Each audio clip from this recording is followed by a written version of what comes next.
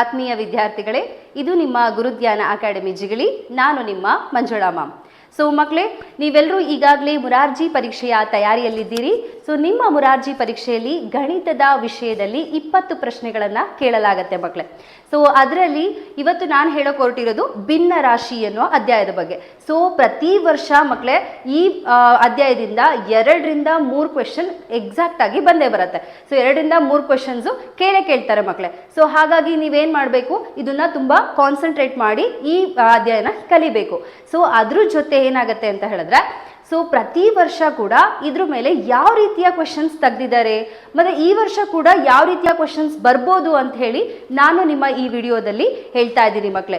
So most expected 100ಗೆ 100% ಇದೇ ರೀತಿಯ questions ಬರುತ್ತೆ. ಯಾಕಂತ ಹೇಳಿದ್ರೆ ಪ್ರೀವಿಯಸ್ ಇಯರಿಂದ 2ರಿಂದ 3 ವರ್ಷಗಳಿಂದ ಈ ಅಧ್ಯಾಯದ ಮೇಲೆ ಇದೇ ರೀತಿಯ ಕ್ವೆಶನ್ಸ್ನ ಕೇಳ್ತಾ ಇದ್ದಾರೆ ಮಕ್ಕಳೇ. ಸೊ ಆ ರೀತಿಯ ಕ್ವೆಶನ್ಸ್ ನಿಮಗಾಗಿ ನಾನು ಇವತ್ತು ತಂದಿದ್ದೀನಿ. ಸೊ ಅದು ಯಾವ್ಯಾವುದು ಅಂತ ಹೇಳಿ ನೋಡೋಣ ಬನ್ನಿ. ನೋಡಿ ಮಕ್ಕಳೇ, ಇದು ನಿಮ್ಮ ಮೊದಲನೇ ಕ್ವೆಶನ್. ಹೀಗಿದೆ: ಕೊಟ್ಟಿರುವ ಚಿತ್ರದಲ್ಲಿ ಬಣ್ಣ ಹಾಕಿದ ಭಾಗವನ್ನು ಭಿನ್ನ ರಾಶಿ ರೂಪದಲ್ಲಿ ಬರೆಯಿರಿ ಅಂತ ಕೇಳ್ತಾ ಇದ್ದಾರೆ. ಅಂದ್ರೆ ಇಲ್ಲಿ ಒಂದು ಚಿತ್ರನ ಕೊಟ್ಟಿದ್ದಾರೆ ಮಕ್ಕಳೇ. ಸೊ ಈ ಚಿತ್ರದಲ್ಲಿ ಬಣ್ಣ ಹಾಕಿರುವಂತಹ ಭಾಗಕ್ಕೆ ಮಾತ್ರ ನಾವೇನ್ ಮಾಡ್ಬೇಕಂತೆ, ಭಿನ್ನ ರಾಶಿನ ಬರಿಬೇಕು. ಹಾಗಾದ್ರೆ ಮಕ್ಕಳೇ, ನಿಮಗೆ ಗೊತ್ತೇ ಇದೆ ಭಿನ್ನ ರಾಶಿ ಅಂದ್ರೆ ಏನು?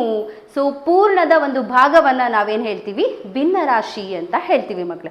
ಹಾಗಾದ್ರೆ ಒಂದು ಭಿನ್ನ ರಾಶಿನ ಬರಿಬೇಕು ಅಂತ ಹೇಳಿದ್ರೆ ನಮ್ಗೆ ಇದರಲ್ಲಿ 2 ಪಾರ್ಟ್ ಬೇಕು. ಸೊ ಒಂದು ಮೇಲಿನ ಭಾಗ, ಮತ್ತೊಂದು ಕೆಳಗಿನ ಭಾಗ. ಸೊ ಈ ಮೇಲಿನ ಭಾಗನ ನಾವು ಅಂಶ ಅಂತ ಹೇಳ್ತೀವಿ. ಮೇಲಿನ ಭಾಗವನ್ನ ನಾವು ಅಂಶ ಅಂತಲೂ ಮತ್ತೆ ಕೆಳಗಿನ ಭಾಗವನ್ನ ಛೇದ ಅಂತ ಕೂಡ ಹೇಳ್ತೀವಿ ಮಕ್ಕಳೇ.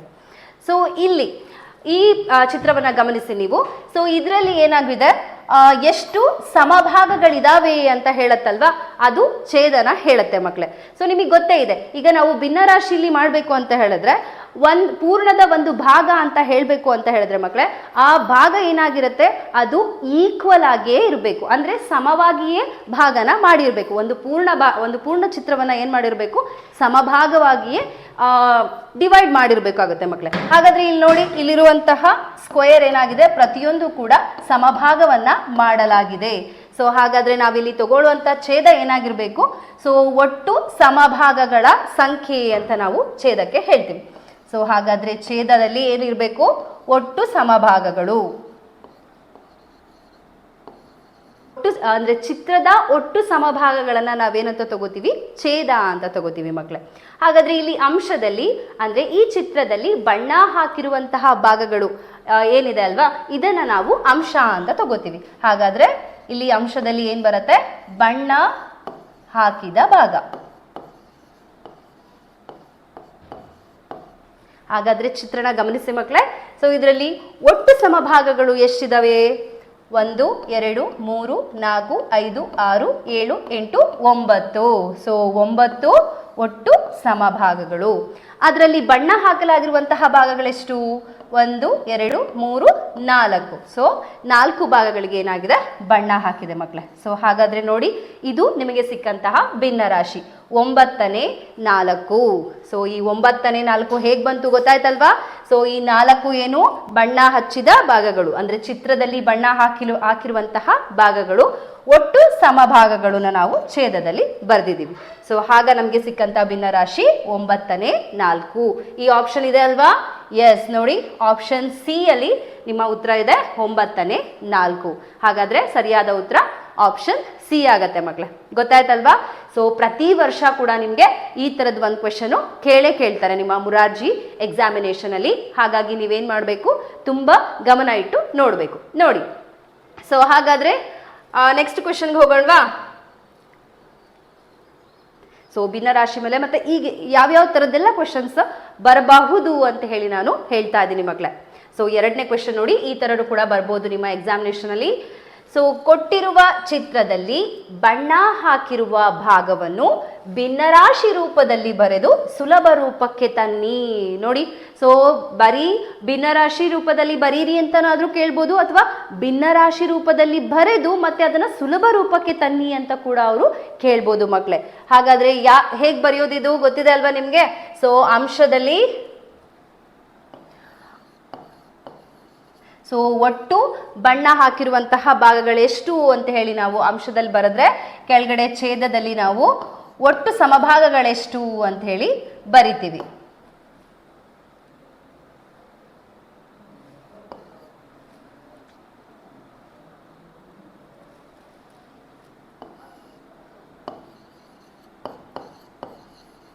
ಒಟ್ಟು ಸಮಭಾಗಗಳೆಷ್ಟು ಅಂತ ಹೇಳಿ ಬರಿತೀವಿ. ಹಾಗಾದ್ರೆ ಇಲ್ಲಿ ನೋಡಿ, ಛೇದದಲ್ಲಿ ಒಟ್ಟು ಎಷ್ಟು ಈಕ್ವಲ್ ಪಾರ್ಟ್ಸ್ ಇದಾವೆ, ಎಷ್ಟು ಸಮಭಾಗಗಳಿದಾವೆ ಅಂತ ಹೇಳಿ ಕೌಂಟ್ ಮಾಡೋದಾದ್ರೆ 1 2 3 4 5 6 7 8.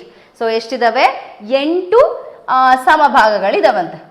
ಸೊ ಅದರಲ್ಲಿ ಎಷ್ಟಕ್ಕೆ ಬಣ್ಣ ಹಾಕಿದ್ದಾರೆ? ಹಾಗಾದ್ರೆ ನೋಡಿ ಇಲ್ಲಿ 1 2 3 4 5 6. ಸೊ 6 ಭಾಗಕ್ಕೆ ಏನಾಗಿದೆ? ಬಣ್ಣ ಹಾಕಲಾಗಿದೆ ಮಕ್ಕಳೇ. ಸೊ ಹಾಗಾದ್ರೆ ನಿಮಗೆ ಸಿಕ್ಕಂತಹ ಭಿನ್ನ ರಾಶಿ ಯಾವುದು ಅಂತ ಹೇಳಿದ್ರೆ 8ನೇ 6. ಹಾಗಾದ್ರೆ ಇದೇ ಉತ್ತರನ ಮಕ್ಕಳೇ? ಅಲ್ಲ. ಸೊ ಇಲ್ಲಿ ಏನು ಹೇಳ್ತಿದ್ದಾರೆ? ಭಿನ್ನ ರಾಶಿ ರೂಪಕ್ಕೆ ಬರೆದು ಅದನ್ನ ಸುಲಭ ರೂಪಕ್ಕೆ ತನ್ನಿ, ಅಂದ್ರೆ ಸಂಕ್ಷಿಪ್ತ ರೂಪಕ್ಕೆ ತನ್ನಿ ಅಂತ ಹೇಳಿದರೆ ಮತ್ತಿನ್ನೇನು ಮಾಡಬೇಕು? ಮತ್ತೆ ನಾವು ಈ ಸಂಖ್ಯೆನ ಸಿಂಪ್ಲಿಫೈ ಮಾಡಬೇಕು, ಈ ಭಿನ್ನ ರಾಶಿನ ಸಿಂಪ್ಲಿಫೈ ಮಾಡಬೇಕು ಮಕ್ಕಳೇ. ಸೊ ಹೇಗೆ ಸಿಂಪ್ಲಿಫೈ ಮಾಡೋದು, ಹೇಗೆ ಸುಲಭ ರೂಪಕ್ಕೆ ತರೋದು? ಸೊ ತುಂಬಾ ಈಸಿ. ಸೊ ಈ ಮತ್ತೆ 6 ಮತ್ತೆ 8 ಇದೆ ಅಲ್ವಾ? ಸೊ ಈ ಎರಡೂ ಸಂಖ್ಯೆ ಯಾವ ಮಗ್ಗಿಲ್ ಬರತ್ತೆ ಅಂತ ಹೇಳಿ ನೀವು ನೋಡ್ಬೇಕು. ಸೊ ನೋಡಿ, 6 ಮತ್ತೆ 8 ಯಾವ ಮಗ್ಗಿಲ್ ಹೋಗತ್ತೆ ಮಕ್ಕಳೇ? ಎಸ್, ಹೌದಲ್ವಾ?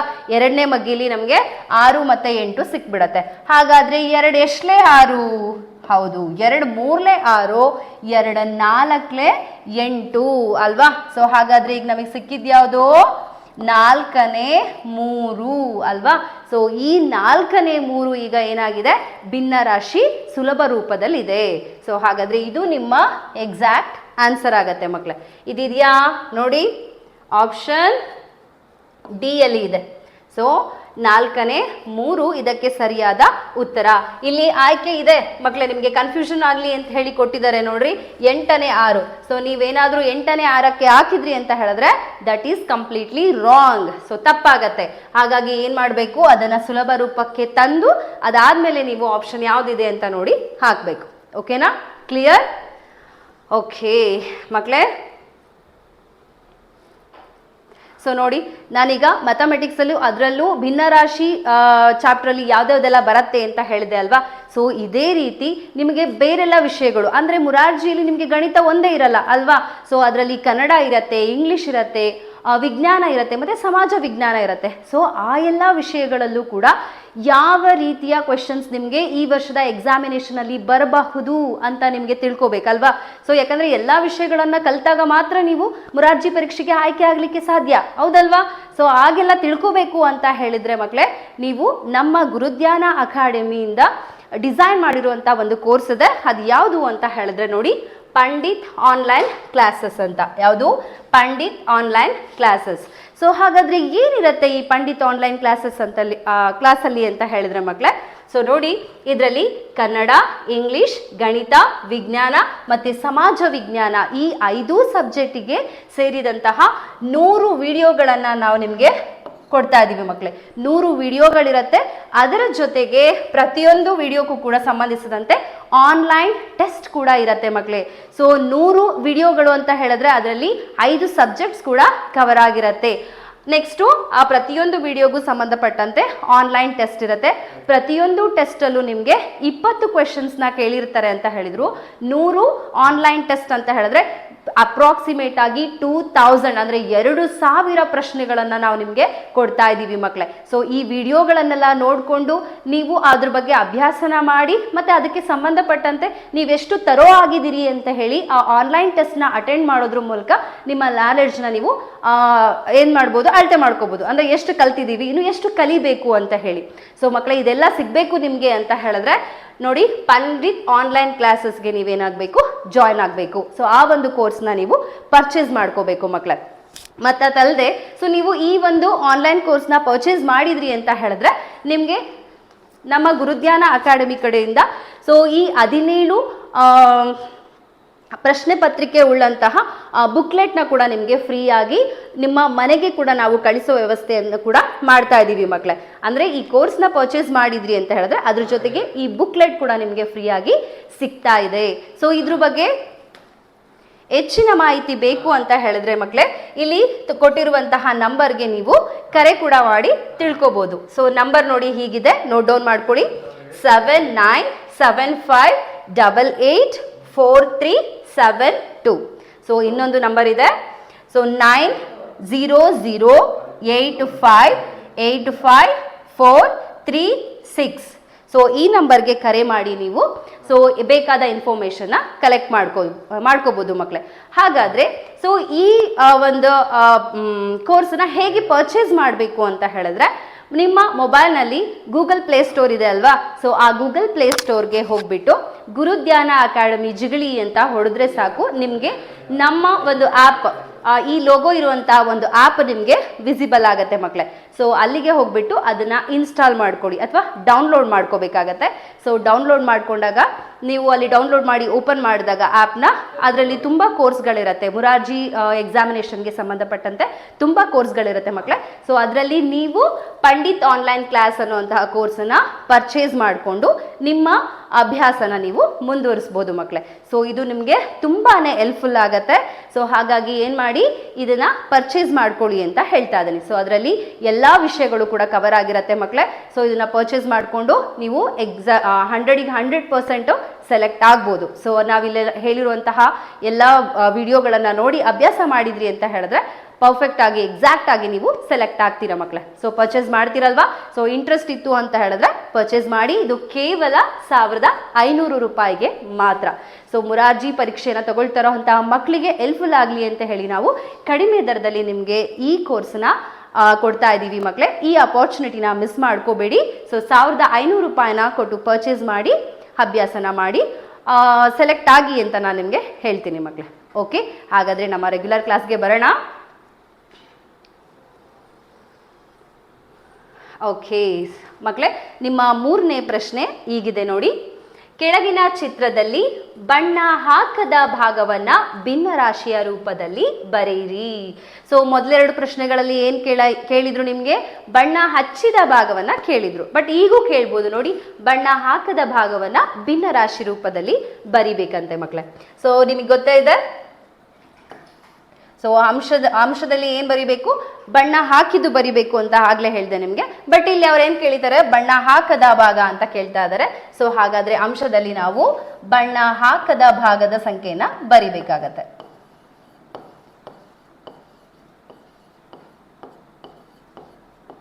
ಹಾಗಾದ್ರೆ ಛೇದದಲ್ಲಿ ಏನು ಬರಿಬೇಕು, ಎಸ್ ಸೇಮ್. ಸೊ ಒಟ್ಟು ಸಮಭಾಗಗಳೆಷ್ಟಿದೆ ಅಂತ ಬರಿಬೇಕಾಗತ್ತೆ.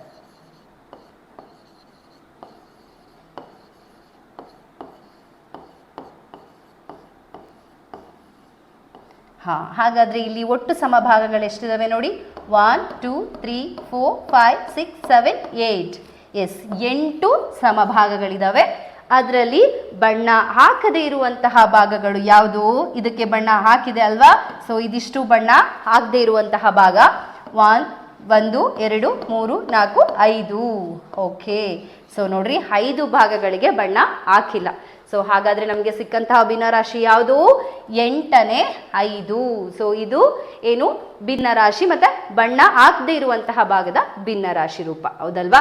ಸೊ ಯಾವುದು ಹಾಗಾದ್ರೆ, ಎಸ್, ಆಪ್ಷನ್ ಸಿ, 8ನೇ 5 ಇದಕ್ಕೆ ಸರಿಯಾದ ಉತ್ತರ ಆಗಿರುತ್ತೆ ಮಕ್ಕಳೇ. ಸೊ ಹೌದಲ್ಲ, ಈಸಿ ಇದೆ ಅಲ್ವಾ. ಸೊ ಯಾವ ರೀತಿ ಕೇಳಿದ್ರು ಕೂಡ ನೀವು ಈಸಿಯಾಗಿ ಬರಿಬೋದು. ಸೊ ಬಣ್ಣ ಹಾಕಿದ ಭಾಗ ಅಂತ ಆದ್ರೂ ಕೂಡ ಬರಿಬೋದು, ಬಣ್ಣ ಹಾಕದೇ ಇರುವಂತಹ ಭಾಗ ಆದ್ರೂ ಕೂಡ ಈಸಿಯಾಗಿ ಈ ರೀತಿ ಬರಿಬೋದು. ಹಾಗಾದ್ರೆ ಹೋಗೋಣವಾ, ನಮ್ಮ 4ನೇ ಪ್ರಶ್ನೆ ಹೇಗಿದೆ ಅಂತ ನೋಡೋಣ ಬನ್ನಿ. ಓಕೆ ನೋಡಿ, 25ನೇ 8 ಈ ಭಿನ್ನ ರಾಶಿಯನ್ನ ದಶಮಾಂಶ ಭಿನ್ನ ರಾಶಿಯಾಗಿ ಬರೆಯಿರಿ. ನೋಡಿ ಮಕ್ಕಳೇ, ನಿಮಗೆ ಕನ್ಫ್ಯೂಷನ್ ಮಾಡ್ಬೇಕಂತಾನೆ ಈ ವರ್ಡ್ ಕೊಟ್ಟಿರೋದು, ದಶಮಾಂಶ ಭಿನ್ನ ರಾಶಿ. ಮ್ಯಾಮ್ ಹಾಗಾದ್ರೆ ಏನು ದಶಮಾಂಶ ಭಿನ್ನ ರಾಶಿ? ಮಕ್ಕಳೇ ನಿಮಗೆ ಗೊತ್ತಿದೆ, ದಶಮಾಂಶ ಭಿನ್ನ ರಾಶಿ ಅಂತ ಹೇಳಿದ್ರೆ ದಶಮಾಂಶನೇ. ಸೊ ನಾವು ಈ ದಶಮಾಂಶನ ದಶಮಾಂಶ ಭಿನ್ನ ರಾಶಿ ಅಂತ ಕೂಡ ಕರಿತೀವಿ. ಅಂದರೆ ದಶಮಾಂಶ ಭಿನ್ನ ರಾಶಿಯ ಇನ್ನೊಂದು ರೂಪ ಅಂತ ಹೇಳ್ಬೋದು ಅಷ್ಟೇ. ಸೊ ಹಾಗಾದರೆ ನಮಗೇನಿದೆ ಪ್ರಶ್ನೆ, ಭಿನ್ನ ರಾಶಿಯನ್ನು ದಶಮಾಂಶ ರೂಪದಲ್ಲಿ ಬರೆಯಿರಿ ಅಂತ ಕೊಟ್ಟಿದ್ದಾರೆ. ಸೊ ನಮಗೆ ಕೊಟ್ಟಿರುವಂತಹ ಭಿನ್ನ ರಾಶಿ ಯಾವುದಿಲ್ಲಿ, ಎಸ್, ಕೊಟ್ಟಿರುವಂತಹ ಭಿನ್ನ ರಾಶಿ ಯಾವುದು,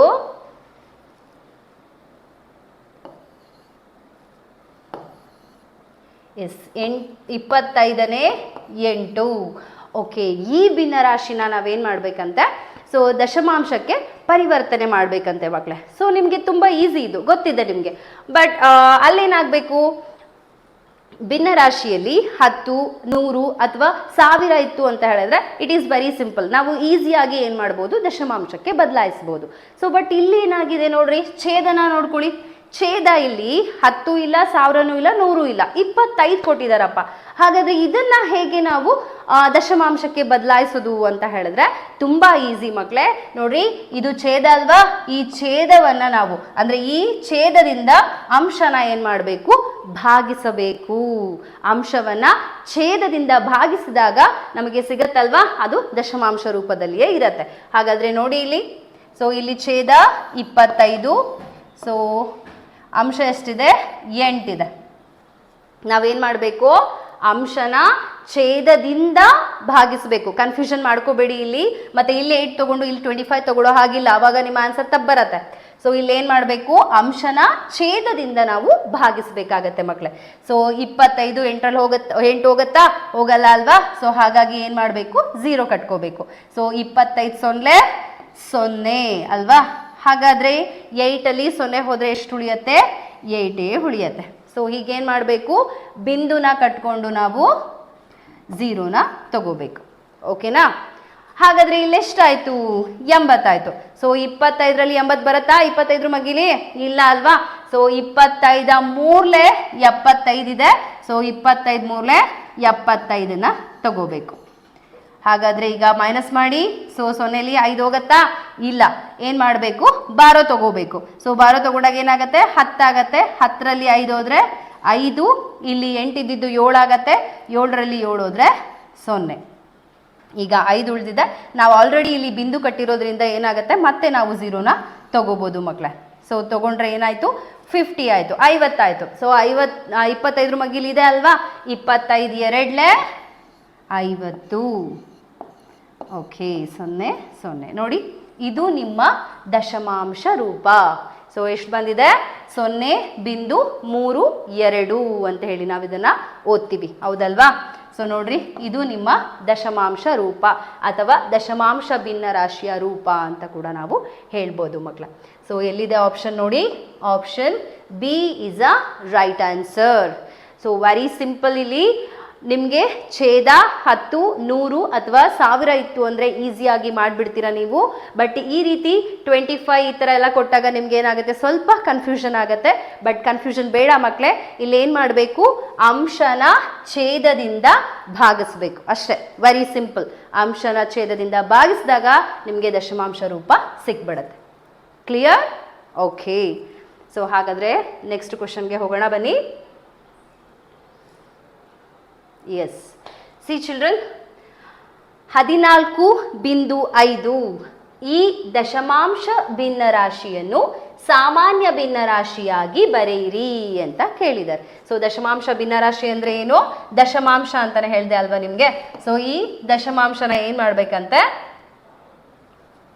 ಸಾಮಾನ್ಯ ಭಿನ್ನರಾಶಿ ಅಂದ್ರೆ ಭಿನ್ನರಾಶಿ ರೂಪದಲ್ಲಿ ನಾವು ವ್ಯಕ್ತಪಡಿಸ್ಬೇಕಂತೆ ಮಕ್ಕಳೇ. ಎಸ್, ಸಾಮಾನ್ಯ ಭಿನ್ನರಾಶಿಯಾಗಿ ಬರಿಬೇಕು ಅಂತ ಹೇಳ್ತಾ ಇದ್ದಾರೆ. ಸೊ ನಮಗೆ ಕೊಟ್ಟಿರುವಂತಹ ದಶಮಾಂಶ ಯಾವುದಿದೆ ಹಾಗಾದ್ರೆ ಇಲ್ಲಿ 14.5, ಹೌದಲ್ವಾ. ಸೊ ಇದ್ರಲ್ಲಿ ಏನಾಗಿದೆ ನೋಡ್ರಿ, 14.5 ಈ ದಶಮಾಂಶನ ಕರೆಕ್ಟ್ ಆಗಿ ಅಬ್ಸರ್ವ್ ಮಾಡಿ. ಸೊ ಬಿಂದುವಿನ ಎಡಭಾಗಕ್ಕೆ ಬರುವಂಥದ್ದು ಪೂರ್ಣ ಭಾಗ, ಹೌದಲ್ವಾ. ಇದನ್ನ ಪೂರ್ಣ ಭಾಗ ಅಂತ ಹೇಳ್ತೀವಿ. ಬಿಂದುವಿನ ನಂತರ ಬರುವಂಥದ್ದು ದಶಮಾಂಶ ಭಾಗ ಅಲ್ವಾ. ಓಕೆ, ಇಲ್ಲಿ ನಾವೇನ್ ಮಾಡ್ಬೇಕೀಗ, ಫ್ರಾಕ್ಷನ್ ಅಂತ ಹೇಳಿದ್ರೆ ಭಿನ್ನರಾಶಿಯ ರೂಪಕ್ಕೆ ಬರಿಬೇಕು ಅಂತ ಹೇಳಿದ್ರೆ, ಸೊ ಪೂರ್ಣ ಭಾಗನ ಏನ್ ಮಾಡ್ಬೇಕು ಅಂದ್ರೆ, ಪೂರ್ಣ ಭಾಗ ಇದೆ ಅಂತ ಹೇಳಿದ್ರೆ ನಾವು ಇದನ್ನ ಮಿಶ್ರ ಭಿನ್ನರಾಶಿ ರೂಪದಲ್ಲಿ ಕೂಡ ಬರಿಬಹುದು. ಸೊ ಮಿಶ್ರ ಭಿನ್ನರಾಶಿ ರೂಪದಲ್ಲಿ ಬರೆದ್ರೆ ಏನಾಗತ್ತೆ, ಸೊ 14ನ್ನ ಪೂರ್ಣ ಭಾಗದಲ್ಲಿ ಬರಿಬೇಕಾಗತ್ತೆ. ಸೊ ನೆಕ್ಸ್ಟ್ ಸಮಭಿನ್ನ ರಾಶಿ ಬರಿಬೇಕು ನಾವು. ಸೊ ಇಲ್ಲಿ ನೋಡ್ರಿ, ಪಾಯಿಂಟ್ ಇಂದ ಆಚೆ ಯಾವ ನಂಬರ್ ಇದೆ, 5 ಇದೆ ಅಲ್ವಾ. ಆ 5ನ ನೀವು ಅಂಶದಲ್ಲಿ ಬರ್ಕೊಂಡ್ಬಿಡಿ. ಓಕೆನಾ. ಹಾಗಾದ್ರೆ ಛೇದದಲ್ಲಿ ಏನ್ ಬರಿಬೇಕು ನೋಡಿ, ಬಿಂದುವಿನ ಆಚೆ ಎಷ್ಟು ಡಿಜಿಟ್ ಇದೆ ಅಂದ್ರೆ ನಿಮ್ಮ ಈ ಕಡೆಯಿಂದ ನೋಡ್ತಾ ಹೋದ್ರೆ ನಿಮ್ಗೆ 1 ಡಿಜಿಟ್ನ ಬಿಟ್ಟು ಅಂದ್ರೆ 1 ಅಂಕಿನ ಬಿಟ್ಟು ಬಿಂದುನ ಇಟ್ಟಿದಾರಲ್ವಾ. ಹಾಗಾಗಿ ಏನು ಮಾಡ್ಬೇಕು ನಾವಿಲ್ಲಿ ಬೈ 10 ಬರ್ಕೋಬೇಕು. ಅಂದರೆ ಬಿಂದುವಿನ ನಂತರದ ಸ್ಥಾನ ಏನಿದೆ ಅಲ್ವಾ, ಇದನ್ನ ನಾವು ದಶಾಂಶ ಸ್ಥಾನ ಅಂತ ಹೇಳ್ತೀವಿ, ಹೌದಲ್ವಾ. ದಶಾಂಶ ಅಂದರೆ ಎಷ್ಟು, 1/10 ಅಲ್ವಾ ಮಕ್ಕಳೇ. ಸೊ ಹಾಗಾಗಿ ನಾವಿಲ್ಲಿ ಏನು ಬರಿಬೇಕು, ಡಿವೈಡೆಡ್ ಬೈ 10 ಬರಿಬೇಕು. ಸೊ ನೋಡಿ, this is your exact answer. 14/5 ಅಂತ ಹೇಳ್ತೀವಿ ಮಕ್ಕಳೇ. ಸೊ 14/5 ಇದು ಏನಾಗಿದೆ ಈಗ ಮಿಶ್ರ ಭಿನ್ನರಾಶಿಯ ರೂಪದಲ್ಲಿ ಇದೆ. ಮಿಕ್ಸ್ಡ್ ಫ್ರಾಕ್ಷನ್ ಅಂತ ನಾವು ಇಂಗ್ಲೀಷಲ್ಲಿ ಹೇಳ್ತೀವಿ ಅದನ್ನ. ಹಾಗಾದ್ರೆ ನಿಮ್ಗೆ ಉತ್ತರ ಇದೆಯಾ? ಎಸ್, ಆಪ್ಷನ್ ಎ ಅಲ್ಲಿ 14/5 ಇದೆ, ಹೌದಲ್ವಾ. ಬಟ್ ಸಮಟೈಮ್ಸ್ ಅಲ್ಲ, ಮೆನಿ ಟೈಮ್ಸ್ ಏನಾಗುತ್ತೆ ಮಕ್ಕಳೇ, ಈ ಥರದ ಡೈರೆಕ್ಟ್ ಆನ್ಸರ್ ಕೊಡೋಲ್ಲ ನಿಮಗೆ. ಏನು ಮಾಡ್ತಾರೆ ಗೊತ್ತಾ, ಇದನ್ನ ಇನ್ನೂ ಸಿಂಪ್ಲಿಫೈ ಮಾಡಿ ನಿಮಗೆ ಆಪ್ಷನ್ನ ಕೊಡ್ಬೋದು. ಸೊ ಹೇಗೆ ಕೊಡ್ಬೋದು ಇಲ್ಲಿ ನೋಡಿ. ಸೊ ಈ ಮಿಶ್ರ ಭಿನ್ನರಾಶಿ ಇರೋದನ್ನ ನಿಮಗೆ ವಿಷಮ ಭಿನ್ನರಾಶಿಗೆ ಬದಲಾಯಿಸ್ಬಿಟ್ಟು ಕೂಡ ಕೊಡ್ಬೋದು. ಸೊ 10 ವಿಷಮ ಭಿನ್ನರಾಶಿ ಮಾಡ್ಬೇಕಂತ ಹೇಳಿದ್ರೆ ಗೊತ್ತಲ್ವ ನಿಮಗೆ, ಇದನ್ನ ಇಂಟು ಮಾಡ್ಕೋಬೇಕು, ಪೂರ್ಣ ಸಂಖ್ಯೆನ ಮತ್ತೆ ಛೇದನ ಇಂಟು ಮಾಡಿಕೊಂಡು ಬರೋ ಉತ್ತರಕ್ಕೆ ನಾವು ಅಂಶನ ಕೂಡಬೇಕು. ಸೊ ಅವಾಗ ನಮಗೆ ಎಷ್ಟು ಬರುತ್ತೆ, 10 × 14 ಅಂದರೆ 140 ಸಿಗುತ್ತೆ. 140 + 5 ಬರೆದ್ರೆ 145 ಡಿವೈಡೆಡ್ ಬೈ 10 ಬರುತ್ತೆ ಅಲ್ವಾ. ಸೊ ಇದನ್ನ ಇನ್ನೂ ಸಿಂಪ್ಲಿಫೈ ಮಾಡಿ ನಿಮಗೆ ನೋಡಿ, ಇದನ್ನ 5 ಟೇಬಲಿಂದ ಕ್ಯಾನ್ಸಲ್ ಔಟ್ ಮಾಡ್ಬೋದು. ಸೊ 5 ಎಷ್ಟಲೇ, 5 2s 10 ಆಯಿತು, ಇಲ್ಲಿ 4 ಉಳಿತು. ನೆಕ್ಸ್ಟು 5 9s 45, ಇಲ್ಲಿ 5 2s 10. ಅಂದರೆ ನೋಡಿ ನಿಮಗೆ ಸಿಕ್ಕಿರೋಂಥ ಭಿನ್ನರಾಶಿ ಯಾವುದು, 29/2. ನೋಡ್ರಿ, ಈ ರೀತಿ ಕೂಡ ನಿಮಗೆ ಆಪ್ಷನ್ನ ಕೊಡ್ಬೋದು. ಅಂದರೆ 2ನೇ 29 ಅಂತ ಕೂಡ ಕೊಡ್ಬೋದು ಮಕ್ಕಳೇ. ಸೊ ಈ ರೀತಿನೂ ಕೂಡ ನಿಮಗೆ ಆಪ್ಷನ್ನ ಕೊಡುವಂಥ ಚಾನ್ಸಸ್ ತುಂಬಾ ಇದೆ.